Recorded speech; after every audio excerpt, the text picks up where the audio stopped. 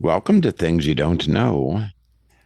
You know, when people think about Native American sports, lacrosse is usually the first example that comes to mind.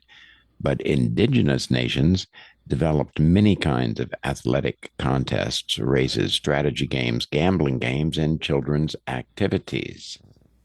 And these games were not always played simply for just amusement. Depending on the nation and the occasion, they could train young people, strengthen community ties, settle disputes, support healing ceremonies, or allow neighboring communities to compete without going to war. We also need to avoid treating Native Americans as one culture.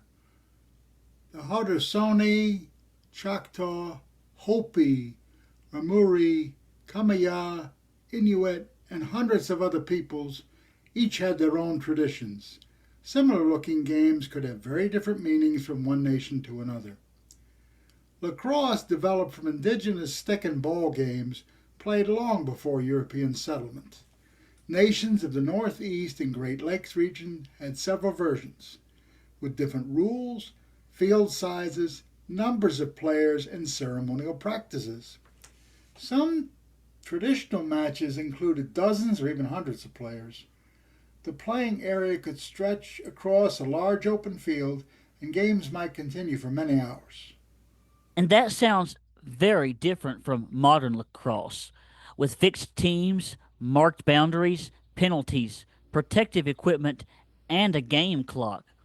The modern sport kept the basic idea of using a netted stick to carry and pass the ball, but it standardized the game, and that made organized leagues possible, although it also separated the sport from many of its original cultural meanings. Among the Haudenosaunee, lacrosse is often described as a gift from the Creator. It may be played as a medicine game for the health of an individual or the community. That means the contest can have a purpose beyond winning. The players, wooden sticks, songs, spectators, and reason for holding the game may all be part of a larger spiritual and community practice. Native nations of the Southeast developed their own stickball traditions. Choctaw stickball, known as Ishtaboli, is played with two short sticks. Each stick has a small netted cup used to control, carry, and throw a leather ball. The objective is generally to strike the opposing team's goalpost. Traditional games could involve many players and were extremely physical. Stickball was sometimes used to settle disagreements between towns or communities. Instead of allowing a dispute to escalate into armed conflict, the sides could meet on a level playing field under recognized rules. Sounds like medieval trial by combat. That is why some observers called it the little brother of war. The description refers to both its physical intensity and its role as an alternative to actual warfare. But the game involved more than just the players. Families prepared food, spectators supported teams, musicians played drums, and communities gathered around the competition. Players might fast, use traditional medicines, or even prepare themselves mentally and spiritually. Even today, Choctaw stickball is used to teach cooperation, self control, family responsibility, and cultural identity. Running had practical importance in many Native American communities. Skilled runners carried messages, traveled between settlements, hunted, competed in races, and participated in religious observances. Among the Hopi, running has been connected to discipline, community responsibility, and ceremonial life.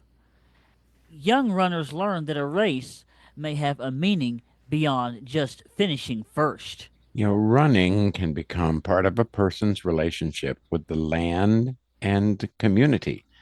The course itself may follow routes used for generations, Older runners also pass down knowledge about preparation, endurance, conduct, and the reason a particular race is being held. The Raramuri people of northern Mexico are well known for long distance running across difficult mountain terrain. Traditional team races can cover many miles. In one men's event, runners kick a small wooden ball along the course.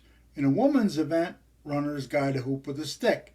These are endurance contests, but they also require planning and teamwork.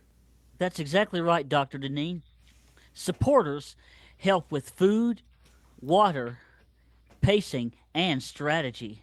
The runner receives the attention, but the performance belongs partly to the community supporting that runner. That challenges the modern image of distance running as an entirely individual sport. Yeah, not every Native American competition tested physical strength. Hand games and guessing games required players to hide marked objects while opponents tried to determine where they were concealed. I think that's fascinating. Success depended on observation, memory, deception, concentration, and the ability to read another person's gestures. Songs and drumming could make the contest more difficult. They distracted the guessing team, encouraged the players hiding the objects, and created the rhythm for the game. Points were often recorded with counting sticks that moved from one side to the other. A game could continue until one team controlled all or most of the counters. Among the Kumeyaw and neighboring peoples, the guessing game, commonly called peon, became an important community competition. Players concealed marked pieces in their hands, often behind a blanket, while the opposing team tried to identify their positions. The contest included experienced singers, team strategy, and sometimes substantial wagers. Villagers could compete against one another, making the game a display of community pride as well as individual skill. Gambling existed in native societies long before modern tribal casinos. People wagered on races, stickball matches, guessing games, dice games, and other contests of skill. Possible wagers included clothing, food, tools, crafted objects, and other valued property. Because losses could become serious, some communities placed limits on who could gamble and what could be risked. Games involving chance were not necessarily viewed as separate from social or spiritual life. A contest might include luck, personal skill, community relationships, and traditional beliefs all at the same time. A modern division between athletics, gambling, ceremony, and entertainment does not always fit the older indigenous traditions.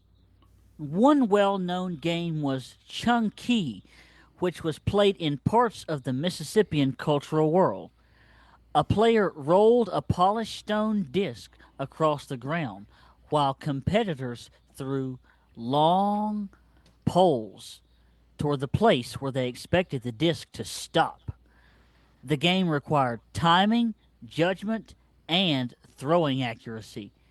It attracted spectators and could involve heavy wagering, making it both a serious sport and a major public event. That's pretty cool, I think. Yeah, it is. Quite so. Native children play games for the same basic reason that children play games today, because they enjoyed them.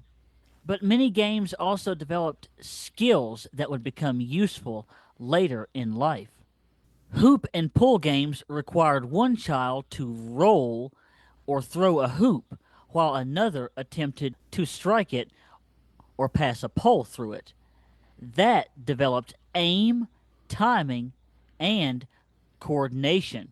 Children also practice racing, wrestling, archery, balancing, throwing, and miniature versions of adult games.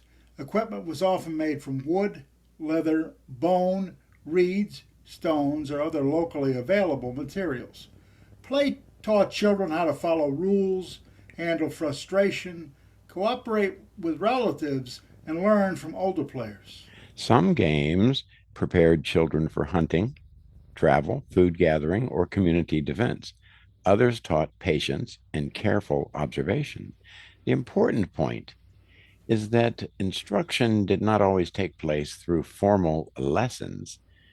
Children learned by watching, copying, practicing, and gradually taking on more difficult roles.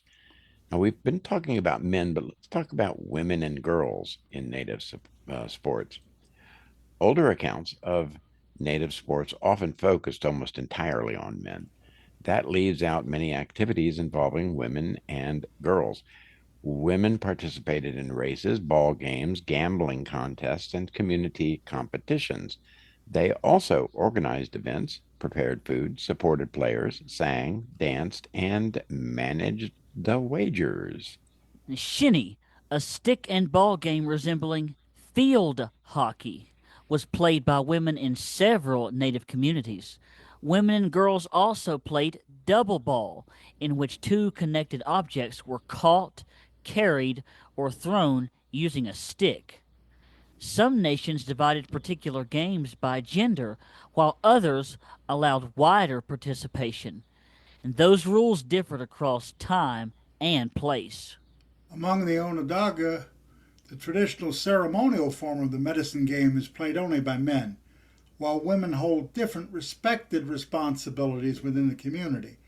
That specific tradition should not be used to claim that Native American women never played lacrosse or other stick games, just like in Sparta they had an active athletic tradition. The answer depends on which nation, period, and type of game we are discussing.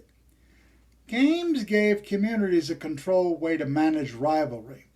Clans, towns, age groups, and neighboring nations could compete intensely without turning every disagreement into lasting violence. The competitions were not always gentle. Stickball produced injuries, gambling created arguments, and players sometimes disputed rules or the results. Even so, the game established a known field and agreed objective and community witnesses. It placed boundaries around the conflict. Sports also test behavior. Courage mattered, but so did patience, preparation, generosity, teamwork, and the ability to accept defeat without creating a larger dispute. That made emotional control part of athletic ability. A player who is strong but unable to follow community expectations could damage the team.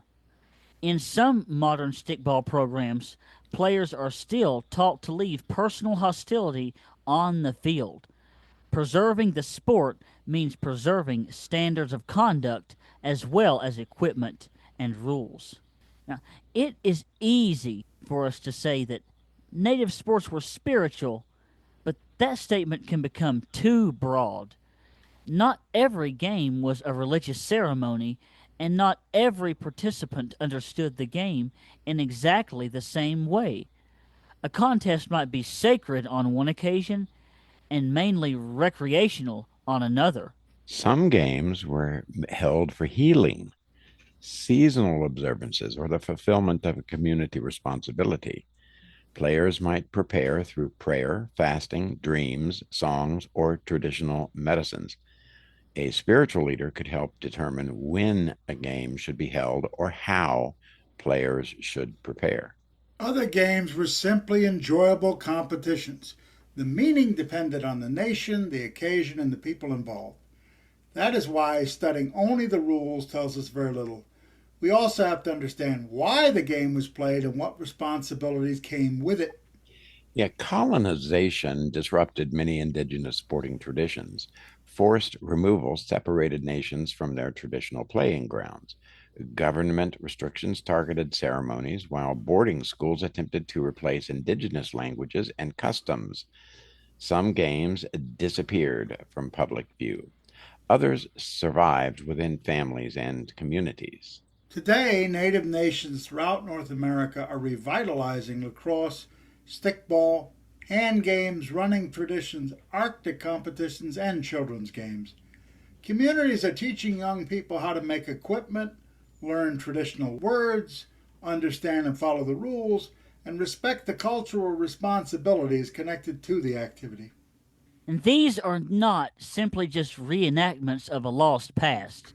They are living traditions played by modern communities and even sometimes standardized a little bit.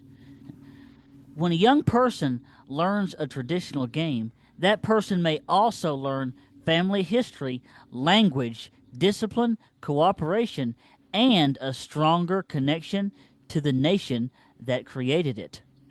Native American games could provide recreation, but they could also serve as education, diplomacy, healing, and community organization. They reveal that sports have never been only about scoring points and winning. They can express the society's values and help constructively manage its relationships. And the best way to understand any indigenous game is to ask three questions: who played it? Why was it played? And what did it mean to that particular nation? Okay, we could go on, but for things you don't know, I am thanking you for listening in and hope you'll come back.